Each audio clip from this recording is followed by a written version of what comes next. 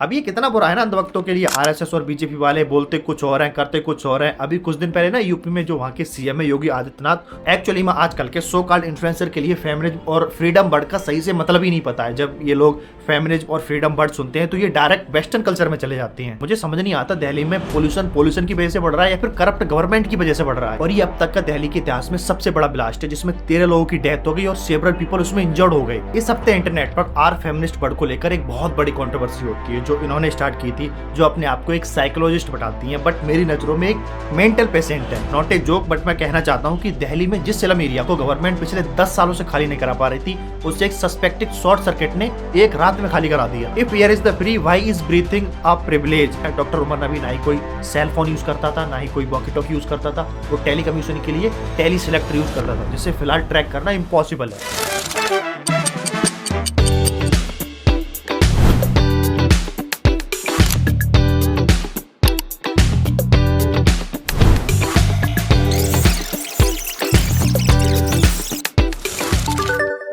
Hey guys, my name is Nasir Ali and welcome back to the Sunday scoop. वो Sunday scoop जहां करेंगे हम political news की बात एंटरटेनमेंट के साथ। 9 नवंबर को दिल्ली में इंडिया गेट के पास थाउजेंड्स ऑफ पीपल इकट्ठा होकर गवर्नमेंट के अगेंस्ट प्रोटेस्ट करते हैं। In the heart of Delhi, right behind me is India Gate, and the reason why we are here today is because of you. ये common sense की बात है ना कि साफ हवा तो सबको चाहिए। ये प्रोटेस्ट ना ही किसी करप्ट गवर्नमेंट के अगेंस्ट था, ना ही डेवलपमेंट के अगेंस्ट था। ये प्रोटेस्ट दिल्ली में बढ़ते हुए पॉल्यूशन को लेकर था। थाउजेंड्स ऑफ पीपल अपने हाथों में झंडा और पोस्टर लेकर निकलते हैं। If air is the free, why is breathing a privilege, the stage poisoning us. इन सब पोस्टर में मुझे सबसे अच्छा लगा अर्नब गोस्वामी का, मुझे ड्रग्स दो, मुझे ड्रग्स दो। ये वो प्रोटेस्ट नहीं था और ये वो पोस्टर भी नहीं था, इसमें था मुझे क्लीन एयर दो, मुझे क्लीन एयर दो। बेचारा अर्नब गोस्वामी 4 पैसों में बिककर मीम पेज बन के रह गया। मुझे मेरे लिए गांजा लाओ, चरस लाओ, एमडीएमए लाओ, एक्सक्यूज। दिल्ली में फर्स्ट टाइम है कि लोग अपने घरों से निकलकर पोल्यूशन के लिए गवर्नमेंट के अगेंस्ट प्रोटेस्ट कर रहे हैं, क्योंकि ये वही लोग हैं जो साफ हवा लेने के लिए अपने घरों के दरवाजे और खिड़कियां बंद कर लेते हैं, क्योंकि दिल्ली में सिर्फ साफ हवा पॉलिटिशियन के घर मिलती है। आपने 9 नवंबर को CPCB central pollution control board का डाटा देखा होगा, जिसमें ऑल ओवर दिल्ली में टोटल AQI 400 प्लस रहा है। उसमें भी बजीपुर का जो AQI है वो 434 प्लस चला गया है। अब तुम समझ सकते हो दिल्ली में किस तरह का पोल्यूशन है। अगर तुम बाहर थोड़ा घूमने भी निकल जाते हो तो सांस लेने में बहुत ज्यादा दिक्कत होती है, आंखों में चुभन होने लगती है, इतनी ज्यादा प्रॉब्लम है। अब तो तुम ऐसा मान लो कि दिल्ली में रहने वालों की सब तरफ से फील्डिंग सेट है। मुझे समझ नहीं आता दिल्ली में पोल्यूशन की वजह से बढ़ रहा है या फिर करप्ट गवर्नमेंट की वजह से बढ़ रहा है। अगली खबर है दिल्ली के रोहिणी सेक्टर से, जहां एक फायर शॉर्ट सर्किट की वजह से आग लगने पर 500 प्लस झुग्गी जलकर राख हो गई। दिल्ली के रोहिणी सेक्टर में रिठाला मेट्रो स्टेशन के पास एक स्लम एरिया है, सॉरी है नहीं थी, एक्चुअली वो जल के अब राख हो चुकी है। बड़ी खबर दिल्ली के रिठाला से है, जहां पर मेट्रो स्टेशन के पीछे बनी झुग्गियों में कल रात भयंकर आग लग गई। फ्राइडे को लेट नाइट उस स्लम एरिया की एक झोपड़ी में आग लगती है और वो आग धीरे धीरे पूरे स्लम एरिया में फैल जाती है। उस बीच वहां पर कई सारे LPG के सिलेंडर फटते हैं और सिलेंडर फटने के बाद वो इतनी तेजी से उस स्लम एरिया में आग पकड़ लेते हैं कि सुबह होते होते उस स्लम एरिया का नजारा कुछ ऐसा होता है। स्लम एरिया में रहने वाले 700-800 लोग बेघर हो जाते हैं, एक व्यक्ति की डेथ हो जाती है। नॉट ए जोक, बट मैं कहना चाहता हूं कि दिल्ली में जिस स्लम एरिया को गवर्नमेंट पिछले 10 सालों से खाली नहीं करा पा रही थी, उसे एक सस्पेक्टेड शॉर्ट सर्किट ने एक रात में खाली करा दिया। 10 दिसंबर को शाम 7 बजे के लगभग लाल किला के पास, लाल किला मेट्रो स्टेशन के गेट नंबर 1 के पास एक I-20 गाड़ी में ब्लास्ट होता है।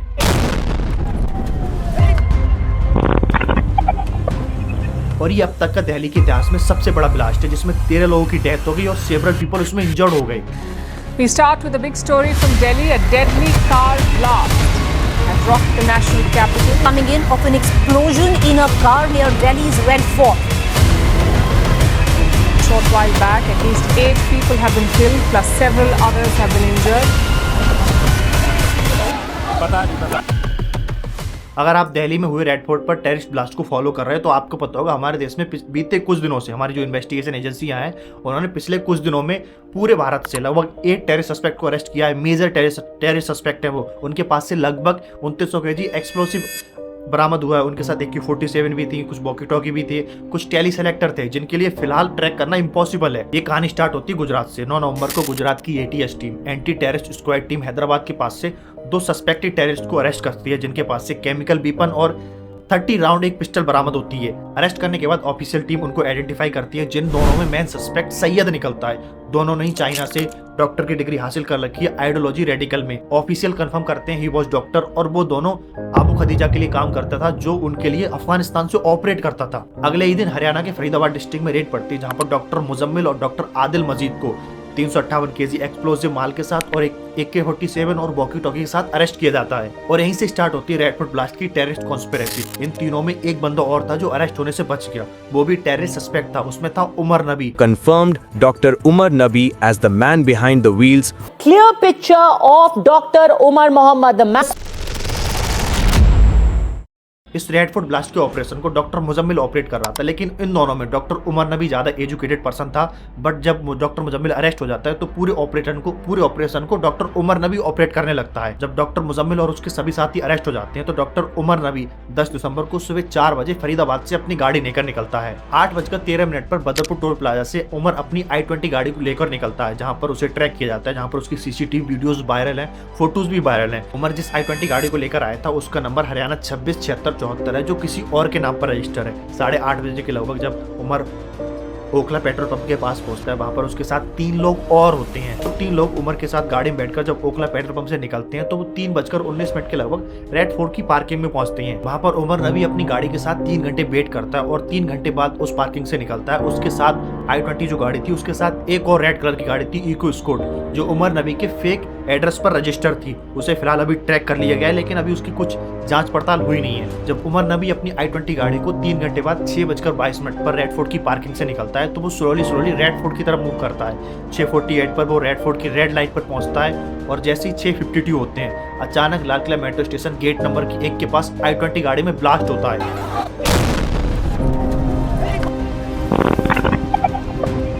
जिसके आसपास की लगभग 8-10 गाड़ी इंजर्ड हो जाती हैं। बहुत ज्यादा आग लगती है वहां पर और लगभग 13 लोगों की डेथ हो जाती है और सेवरल पीपल इसमें इंजर्ड हो जाते हैं। इस रेडफोर्ट ब्लास्ट की प्लानिंग बहुत टाइम पहले से हो रही थी। 2021 में डॉक्टर मुजम्मिल और डॉक्टर उमर दोनों तुर्की गए थे, जो वहां पर जाकर जैसे मोहम्मद पाकिस्तान टेररिस्ट ग्रुप से मिले थे। और वहां से आने के बाद इन्होंने अपने प्लानिंग को करना चालू कर दी कि कैसे रेडफोर्ट पर ब्लास्ट किया जा सकता है। लास्ट जनवरी 2025 में डॉक्टर उमर नबी और डॉक्टर मुजम्मिल ने रेडफोर्ट विजिट किया था, जहां से इनकी CCTV वीडियोस बहुत ज्यादा वायरल होती हैं। मतलब लिंक निकलते हैं कि उन्होंने विजिट किया था और वहां से उन्होंने रचा कि कैसे हम रेडफोर्ट पर ब्लास्ट कर सकते हैं और कौन सी एरिया सबसे बेस्ट रहेगी ब्लास्ट करने के लिए, क्योंकि चांदनी चौक वहाँ एरिया है बस सबसे ज्यादा रस रहता है। जो इस ब्लास्ट का प्राइम एक्यूज निकल के आया डॉक्टर उमर नबी, वो पुलवामा का रहने वाला है। जो भी पुलवामा में 2019 में जो कांड हुआ था वो वहाँ का रहने वाला है। डॉक्टर उमर नबी ना ही कोई सेल फोन यूज करता था, ना ही कोई वॉकी टॉकी यूज करता था, वो टेली कम्युनिकेशन के लिए टेली सिलेक्टर यूज करता था, जिससे फिलहाल ट्रैक करना इम्पॉसिबल है। फिलहाल वहाँ पर फॉरेंसिक टीम, NIA और भी जांच एजेंसियां जांच कर रही है ये टेररिस्ट ब्लास्ट हुआ क्यों। इसके बारे में हम आपको बता नहीं सकते। फिलहाल डॉक्टर शाहीन, डॉक्टर मुजम्मिल से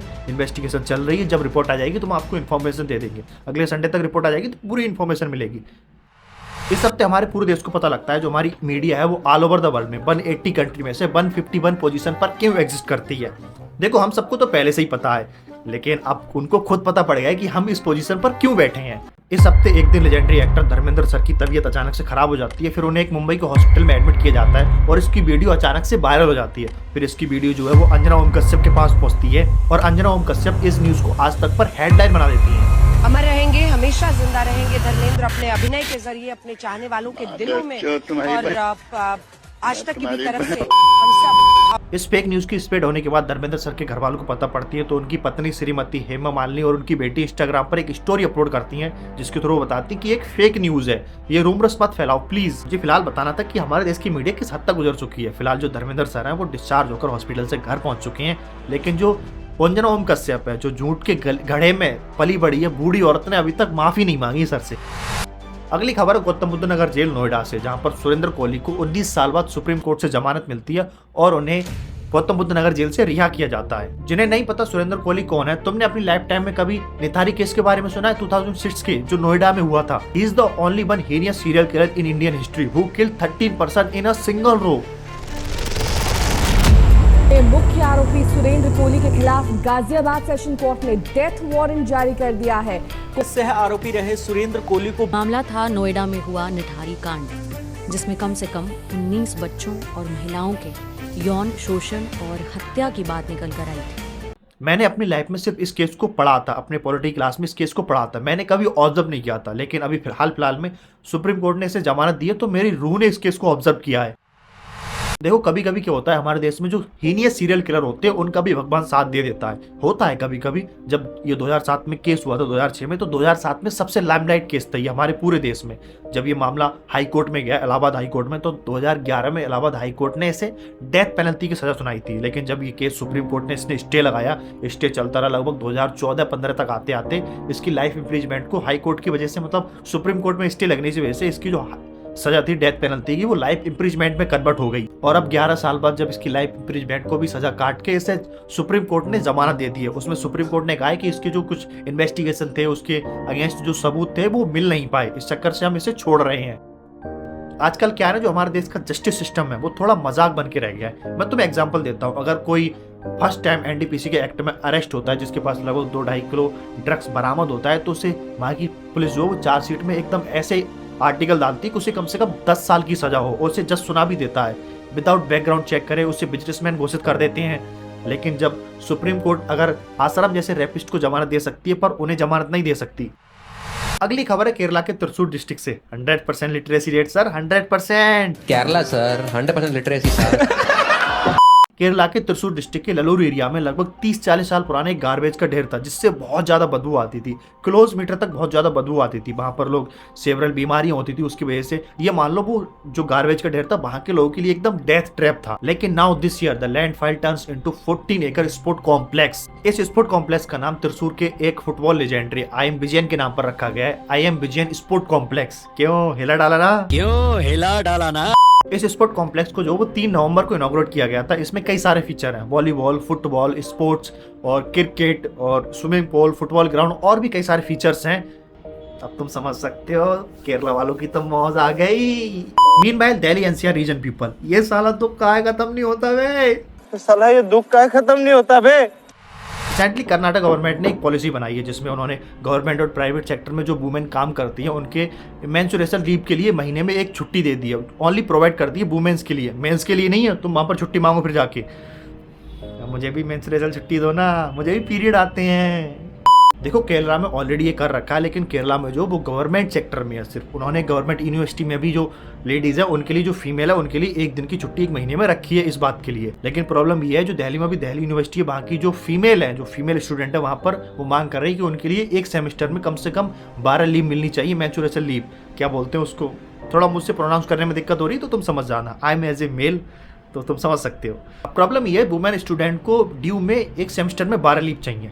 1 2 3 4 5 6 7 8 9 मैंने 12 लीव चाहिए एक सेमेस्टर में, तो ये पढ़ने कब आएंगी यार, वैसे भी नहीं आती है लोग। तो इस हफ्ते इंटरनेट पर आर फेमिनिस्ट वर्ड को लेकर एक बहुत बड़ी कंट्रोवर्सी होती है, जो इन्होंने स्टार्ट की थी, जो अपने आप को एक साइकोलॉजिस्ट बताती हैं, बट मेरी नज़रों में एक मेंटल पेशेंट है। ये दिग्विजय भासीन एके ऑकवर्ड गोड, इन्होंने यूट्यूब पर आई एम प्राउड रंडी टाइटल के नाम से 14 मिनट 52 सेकंड की एक वीडियो अपलोड की थी, जिसमें उन्होंने बताया कि फीमेल के लिए आर वर्ड कितना नॉर्मलाइज होना चाहिए, उनके लिए वो आर वर्ड कितना प्राउड फील होना चाहिए इस फेमिनिस्ट जनरेशन में। और इस वीडियो के बाद इंटरनेट पर जो बवाल हुआ, उसके बाद 14-15 साल की लड़कियां जो है वो अपने इंस्टाग्राम के बायो, इंस्टाग्राम की यूजर नेम में प्राउड आर वर्ड का यूज करती हैं। बेसिकली मैं यूज कर सकता हूँ, आपको बता देता हूँ, वो सब लड़कियां प्राउड आर रंडी वर्ड का यूज करती हैं। इनको लगता है प्राउड आर वर्ड यूज करने से हमारा जो फेमिनिज्म है बहुत ज्यादा नॉर्मलाइज हो जाएगा, बहुत अपर लेवल का हम उसे प्रमोट कर पाएंगे। आजकल की जो 15-16 साल की जो टीनेजर लड़कियां जिनके हाथों में फोन है, जो इंस्टाग्राम ज्यादातर यूज करती हैं, वो क्या है ना, टाइम टू टाइम अपने मदर को चेंज करती रहती हैं। जैसे पहले कुसा कापिला, उसके बाद एक के रेबल केड, अब ये दिग्विजय भासीन। इनका मतलब ये है, इनके लिए जो ओपनली आवाज उठाए, ओपनली गाली दे, ओपनली पब दारू पिए, इनके लिए वो रियल फेमिनिज्म है। एक दिन ऐसा आएगा ना, ये अपनी इतनी ज्यादा मदर चेंज कर देंगी कि एक दिन ये आसाराम को अपना बाप बना बैठेंगी। एक्चुअली में जो मेरा का मतलब है वो नॉर्थ इंडिया बिल्कुल भी नहीं है, मेरा जो मतलब है वो साउथ इंडिया का है। अब अच्छे मुझे यहाँ पर ना एक बहुत अच्छी फिल्म का सीन याद आता है, जो आर वर्ड के लिए बहुत ज़्यादा प्रमोट किया गया है, उसके लिए बहुत अच्छा सीन याद आ रहा है। मैं तुम्हारी लिहाजा से दिखा देता हूँ, तुम्हारी लिहाज कर रहा हूँ, तो उसमें मैं बीप लगा दूंगा, तुम खुद समझ जाओगे वो क्या कहना चाह रहा है। It is my favourite scene for this controversy. क्या काम है? बदतमीजी बात करने की, माफ करना। माना की इज्जत बेचते रखते हैं, इसलिए बेचते हैं। शर्म नहीं आती तुम लोगों को हमसे इस तरह से बात करते हुए? रंडी देविया है। अगर रियल में आने वाली जनरेशन इसी तरह का फेमिनिज्म चाहती है कि इसी तरह के फेमिनिज्म को सपोर्ट करो, तो भाई मैं तो बिल्कुल नहीं कर रहा। मैं भाई साहब हरियाणा का वो दादा ही ठीक हूँ। जब बेटियां नहीं होंगी तो रोटी कहाँ से बनाओगे। एक्चुअली में आजकल के सो कॉल्ड इन्फ्लुएंसर के लिए फेमिनिज्म और फ्रीडम वर्ड का सही से मतलब ही नहीं पता है। जब ये लोग फेमिनिज्म और फ्रीडम वर्ड सुनते हैं तो ये डायरेक्ट वेस्टर्न कल्चर में चले जाते हैं। हमारे देश की रियलिटी है कि दिग्विजय वासी ने जिस आर वर्ड को अपनी वीडियो में यूज करा है, वो आर वर्ड एक्चुअली में स्पेशली हमारे देश में सेक्स वर्कर के लिए अप्लाई होता है। सेक्स वर्कर के लिए, जो कि वेस्टर्न कल्चर में भी आजकल नॉर्मलाइज नहीं है। इस तरह का फेमिनिज्म वहाँ पर सपोर्ट लोग नहीं करते हैं। वेस्टर्न कल्चर के लोग आजकल जिस फेमिनिज्म को बढ़ावा देते हैं, जिस फेमिनिज्म को सपोर्ट करते हैं, जिस फ्रीडम को सपोर्ट करते हैं, उसकी बारे में बात तो ये सो कॉल्ड इन्फ्लुएंसर करते ही नहीं है। इनका मतलब होता है फ्रीडम का मतलब होता है कि छोटे कपड़े पहनना, मुझे कोई प्रॉब्लम नहीं हो, तुम पहनो। बट मैं कह रहा हूँ एक बात, पब में दारू पीने से कोई ना रोकना, बाहर घूमने से कोई नहीं रोकना, इंटरनेट पर कोई भी बकबक करने से कोई नहीं रोकना। इनका मतलब यही होता है फ्रीडम। बट एक्चुअली में इंडिया में फीमेल के लिए फ्रीडम का मतलब कुछ और ही है। उनके लिए वोटिंग में एकदम प्रॉपर इक्वलिटी होना, उनके लिए पे लेवल में इक्वलिटी होना, उनको कहीं पर घूमने की इक्वलिटी होना, जैसे पढ़ाई के लिए कहीं पर भी जाना, कहीं पर भी अपने हिसाब से घूमने जाना, किसी भी टाइम आना, अपने काम में इक्वलिटी होना कि अपने काम में संलग्न रहे, उसे कोई टॉर्चर ना करे। ये होता है हमारे यहाँ फेमिनिज्म, और यही इसी बात को लोग सपोर्ट करते हैं। इस बात के लिए सपोर्ट नहीं करते कि तुम इंटरनेट पे आके कुछ भी बोलो, आर वर्ड यूज़ करो। इस बात के लिए हमारा कल्चर नहीं है। जो तुम वेस्टर्न कल्चर को अप्लाई करना चाहते हो, उसके लिए यहाँ पर सदियाँ लगेंगी। ये जितने भी दिग्विजय वासिन जैसे आर वर्ड को यूज़ करने वाले हैं, उनके लिए यहाँ पर कोई वैसे जगह है नहीं कल्चर में, बट लोग रह रहे हैं। यहाँ पर कल्चर में अप्लाई करना बहुत मुश्किल है। इन सब के लिए जितने भी आर वर्ड अभी फिलहाल यूज़ कर रहे हैं, उनके लिए मेरे यहाँ एक कहावत है, दूर के ढोल हमेशा सुहावनी होते हैं। वेस्टर्न कल्चर में भी इतना ज़्यादा आर वर्ड के लिए नॉर्मलाइज नहीं किया गया जितना तुम सोचते हो। वहाँ जाओगे तो तुम्हें पता पड़ेगी क्या कंडीशन है वहाँ। 8 नवंबर को एर्नाकुलम से बेंगलुरु के बीच चलने वाली वंदे भारत ट्रेन को इनॉग्रेट किया जाता है, जिसकी वीडियो साउथर्न रेलवे अपने सोशल मीडिया हैंडल पर पोस्ट करता है, जिसमें कुछ बच्चे वंदे मातरम न गाकर आरएसएस के गीत को गा रहे हैं। इसी वीडियो पर सीएम पिनराई विजयन ने कमेंट किया कि जो आरएसएस संघ परिवार, वो आरएसएस जो है वो साउथर्न रेलवे को अपना कम्युनल कैंपेन समझ रही है। वहीं बीजेपी पार्टी के स्पोक पर्सन ने हिट बैक किया कि जो सीएम है पिनराई विजयन, वो बच्चों की फ्रीडम ऑफ स्पीच छीन रहे हैं। अब देखो, अंधभक्तों के लिए यही बात गड़बड़ हो जाती है। जो बीजेपी और आरएसएस है, वो लोग करते कुछ और है और कहते कुछ और हैं। अभी कुछ ही दिन पहले यूपी में जो सीएम योगी आदित्यनाथ है, वहां पर उन्होंने गवर्नमेंट स्कूल में वंदे मातरम को मैंडेटरी कर दिया है। अब तुम समझो, वहां पर बच्चों की जो फ्रीडम ऑफ स्पीच है वहां नहीं दब रही है। देखो, मेरे को कोई प्रॉब्लम नहीं है वंदे भारत या राष्ट्रगान से, मैं गा सकता हूँ, मैं गाता भी हूँ। लेकिन प्रॉब्लम है आरएसएस को, जिसने आज़ादी के 20-30 साल तक अपने कार्यालय पर भारत का झंडा नहीं फहराया था।